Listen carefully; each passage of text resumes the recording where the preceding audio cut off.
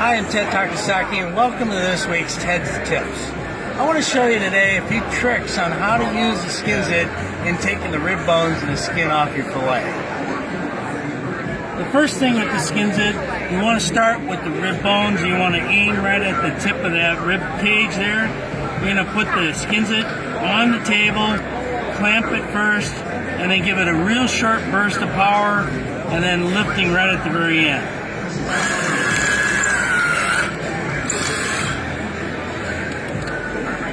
And there you go. There's the rib bones right there.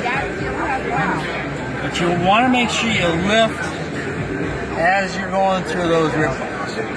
The next step, you lay the fillet flat on the table, and you want to go head to tail.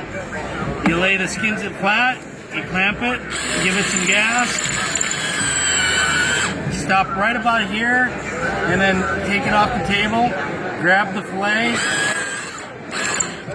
and there's your fillet. It's a perfect fillet just like that.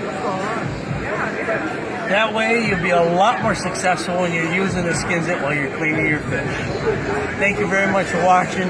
Stay tuned right here for next week's Ted's Tips.